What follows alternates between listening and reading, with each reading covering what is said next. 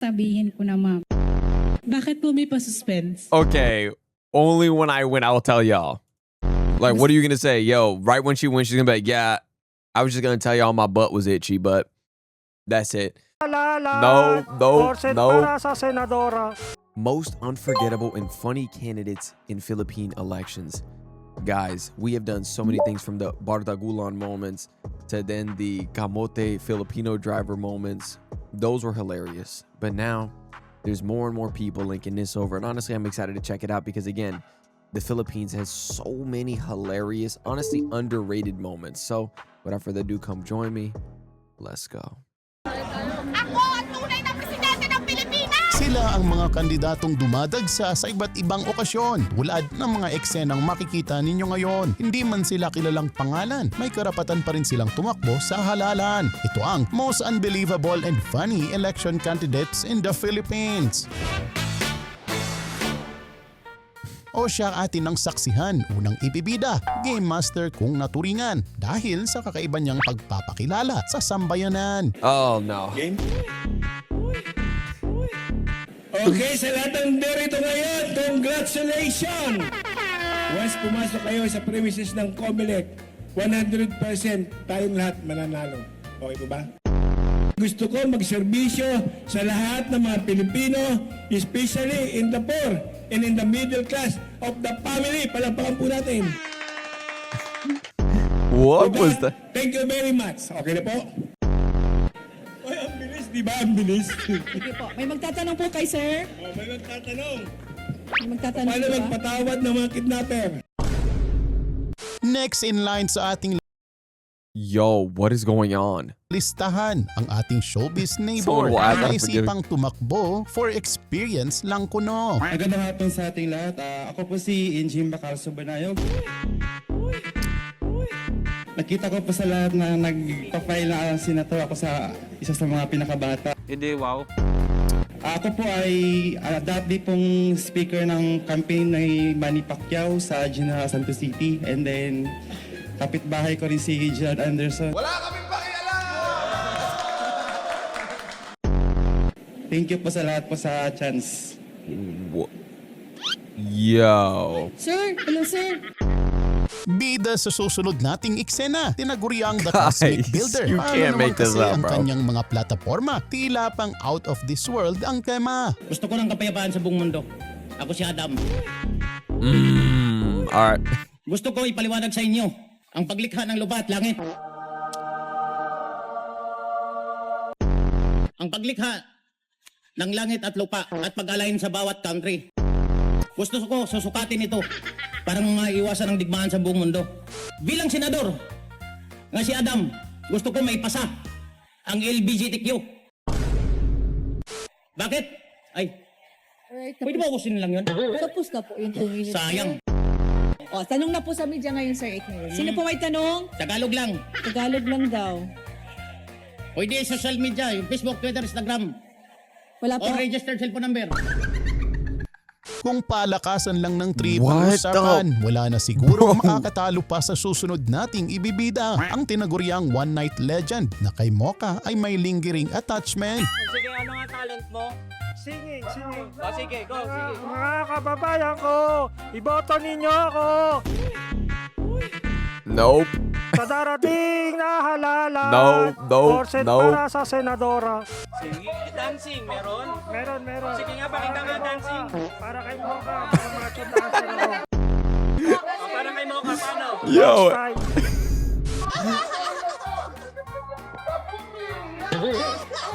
Don't tell me bro's actually trying to hit the worst dance I ever seen. Yes, matagal na anong araw pa nung di pa siya secretary. Pero one night stand lang yun, mga 5 night. O siya, heto na ang tinaguriang Stormbreaker. Pangalan pa lang aba, dumadagundong na. May ibubuga din kaya ang kanyang mga plataforma? Ako po si Engineer Gerson. Okay. Ang pagsali ko sa politika ay dahil sa dalawang gustong isakatuparan proyekto ng ating Panginoong Diyos. Una ay ang super irrigation. Ang pangalawang proyekto ay ang barko na may mga aparato na lulusaw sa bagyo. ito ay may counter blade pan upang pukontrahin ang spin o ikot ng bagyo. Meron din itong nakasaboy na asin sa himpapawid o cloud seeding upang mabuo ang ulap, at pag nabuo ng ulap ay titirahin ito ng laser. Sir, Okay. medyo Yeah. interesting po yung sinasabi niyong barko. Pwede po ba't pakiulit niyo po uli yung inyong explanation, description? Meron itong cloud seeding, parang cloud seeding po kasi bubuuhin natin ng mga ulap doon, at saka yung ikot kasi ng bagyo kukontrahin natin sa pamamagitan ng fan blade, at saka yung bubuuhin din niya ang pinagmula ng bagyo kasi init ng karagatan sa ng temperatura doon, tapos yung spin po doon kanan, kailangan ang Okay. fan blade natin pakaliwa. Yung invention niyan, pinag-aralan ko yan.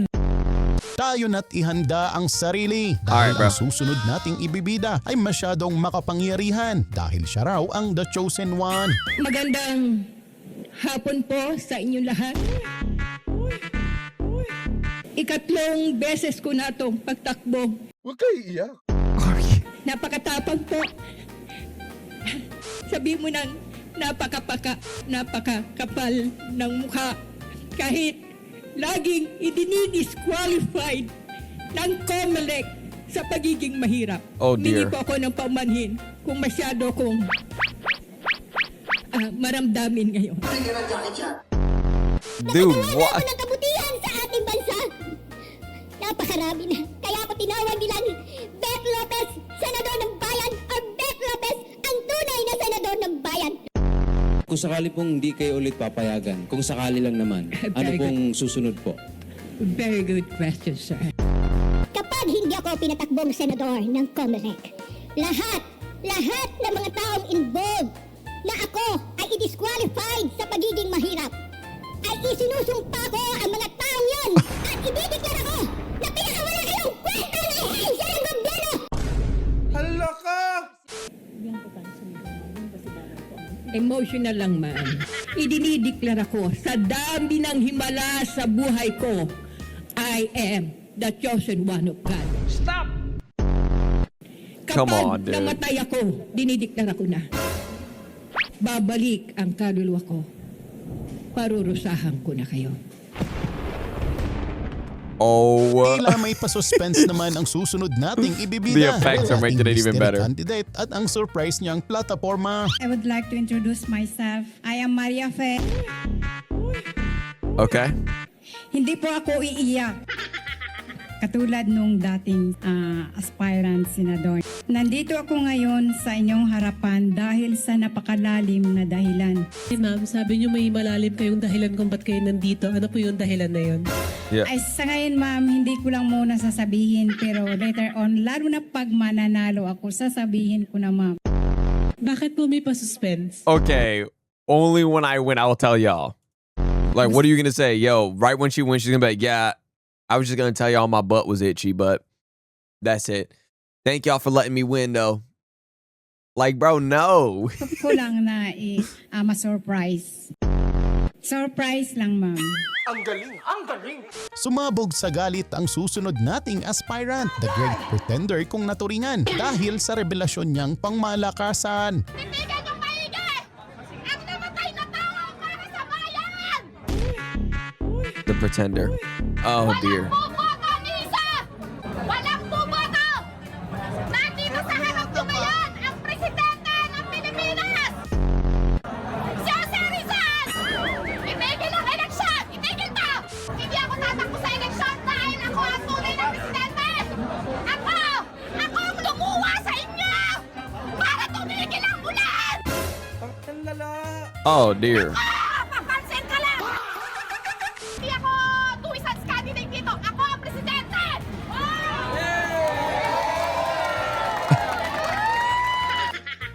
Ayan na! Ayan na siya! Bukas ako darating. Tanga!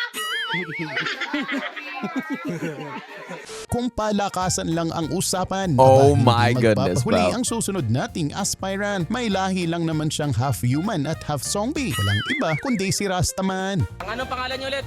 Rastaman, yo. Half human, half zombie. No, half human, half zombie, not hot zombie. What? Third eye. And this is my motor. Yan, my motorcycle. This is the Ghost Rider. Umaapoy, may pakpak. What you gonna do, sir? Ha? What you gonna do? What you gonna do with the big butt? Hey! Rastaman, Hold sample on. na ng plataforma dyan. Dalawa ang himala ng batas gagawin ko. Unang-una, ang tao, nagkakaroon tayo ng medalyon para proteksyon. Ang isang gusto ko sa batas, para ba may pairal yung vocational school. Ibalik yung isabong. Kasi ito ang kaugalingan ng ating Pilipino, sariling atin. Sa pagtakbo Yo, talagang iba-iba ang what hangarin. the- Dito sa susunod nating eksena, ang ating bida ay kumandidato dahil sa pag-overthink niya. Ako po si Virginia Diaz Sabit. The overthinker. Sinubukan ko lang po talagang tumakbo bilang pagka-senator po kasi gusto ko pong maipagtanggol po yung sarili ko. Sa ngayon po ako wala po akong resources para po may panggastos po sa ano ko. Pero ang alam ko ako po yung ginagawang resources ng mga mga batas ng mga ginagawa ng mga senators po. Kahit kay President Marcos. Bago ka posibleng manalo sa pagkasenador, pwede ba naming malaman kung ano muna yung problema nyo po? Ang pagkakaalam ko sir, meron akong sariling channel. Si Sir Ted Filon po, tsaka si Ma'am Deji Chacha. Lagi po nilang, minsan nagjo-joke po sila sa mga topic po nila tungkol sa akin. Ano pong sinasabi sa inyo?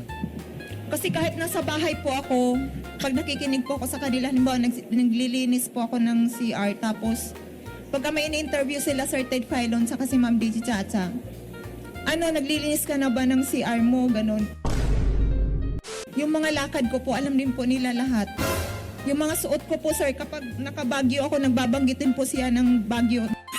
Okay, so she might have schizophrenia then. She might have it because usually schizophrenia is like you think the TV's talking to you or you think the people. Come on, bro. Magtungo naman tayo sa usaping yaman. Itong susunod nating aspirant, the successor kung naturingan. Dahil daw sa bilyones niyang kayamanan. Hello. Amen. Pwede po muna ako manalangin. Amen. Salamat Ama, dito Ama, mga anak mo Ama. At alam ko Ama, gagabayan namin si President Bongbong Marcos na hindi niya na-withdraw ang pera sa London Ama. Iniwan sa akin ni Doña Josefa de Marcos. Oh and my now God. we use this for the Marlican government. Ako po pala si Minister Eric Aboy Nagapatan, soon sa Prime Minister of our government. Sapagkat kausap ko ang lahat ng mga hari ng mga bansa, by this 2025 wala na pong bibili ng bigas. At ang isa pa, ang pera ng 800 quadrillion na hindi na withdraw ni President Bongbong Marcos sa London, iniwan sa akin ni Doña Josefa de Marcos. Ganun ka kayaman? Sir Eric, ano pong profession po ninyo? So actually, I'm a building contractor. I was graduate in Pennsylvania. Nag-aral ako sa UP as Sunday Soldier Rangers, Rainbow Ranger. Tampok sa susunod nating eksena, reality rewriter na may No, kakaibang you not, plataforma. bro. Naglalayong baguhin pati ang takbo ng klima. Doc Arturo Pacheco Art Reyes. Oh, okay. Unreal Ang una po visionary. sa platform ko ay want to be big with people's power and the will of the people for U.S. statehood to become the president of the Philippines come 2016. I also want to make the return of the U.S. bases and the ultimate reannexation of the Philippines as United States trust territory for admission as the 51st state of the United States of America. I like to sponsor No way, free bro. college education for all, no exception, everybody. I also like to legalize the 4 seasons that we can adjust with the 4 seasons of winter, spring, summer, falls of America. Like, yo. You know? So that we get rid of the rainy and dry season. Next Yeah, bro, in you're gonna line get ang rid of it, lover boy alright. na present sa bawat halalan. Ang di umano'y ex ni Chris Aquino pero napalitan na raw ng bago. Good morning, ladies and gentlemen. Isa rin sa plataforma di gobyerno ko ang magpirma sa recording contract. I need you in my life. Life is meaningless without you. Stop it. I will love you until death. I will always love you. My love is pure. Stop, bro. Before, nabanggit niyo po, asawa kayo ni Chris Aquino. Ngayon, parang narinig po namin, you are thinking of marrying Senator Amy Marcos. Kasi si Chris Aquino lagi siyang wala nasa nasa ibang planeta. Bihirang buhay ito. Okay. Age doesn't matter nga naman dahil ang susunod nating ibibida Ready? ang relentless elder na baon-baon ang confidence niya. Okay, good morning everybody. I'm morning. Maria Charito San Bellones. Adorable voice. As a candidate, I believe that a candidate, we have confident. We must be confident. Ano po yung naisip niyo na gagawin makatulong sa sambayan ng Pilipino? Anong nagtulak sa inyo? Kasi po, as I believe na ang bilangguan daw po ay hindi lamang para sa taong may mga kasalanan, kundi pati doon na rin sa mga taong ayaw magtanggol sa katwiran. Ano pong trabaho niyo, ma'am? At Business. I am a businesswoman po. Ma'am, anong I business have a- po yun? Yung, Oh, no. sa ano lang po, Ano po yung para mga sector po na paglalaban nyo po pag nahalal po kayo? mula po akong O siya at gutom ka na ba? Tayo na't magdiwata pares muna. Dear. Ating pakinggan kung ano nga ba ang kanyang maiihain sa taong bayan. Ayan, magandang hapon po sa ating lahat. My name is Deo Balbuena. Nandito po kami para mag-file po ng COC. Clarification lang, sir. Pang ilang nominee po kayo ng Diwata? Pang ilang nominee po kayo ng... At kung makapasok po ang Diwata, Ano po ang mas focus ninyo ngayon na dahil tinanggap ninyo yung nominasyon, yung pagtitinda po natin, pagiging vendor o yung mga advocacies at panukalang batas na isusulong ng inyo pong party list group? Siyempre magpo-focus tayo sa party list pero hindi naman pwedeng pabayaan ko din yung tindahan ko. Bibigay po ba kayo ng Anli Pares sa Kamara? Ay bakit hindi kung gusto nila? Mag-unrice tayo doon at free soft drinks pa. At dito na Wait. nagtatapos mga excel. Dude, I wanted that to keep going, bro. Hey, thank you guys for linking this over. I love you guys. Let me know your thoughts in the comments below. Maybe ones that you think I should definitely watch soon. And also your thoughts on this. I love you guys. Thank you so much for linking this over. Till next time. Peace. How good you been living? Wait, how good you been living? I've been living too good for you. I've been living too. Did what I did and I do it again. Every move that I make, I ain't feeling repent. Nobody believes to believe it's a friend, and you question your moves like you really won't end. Really?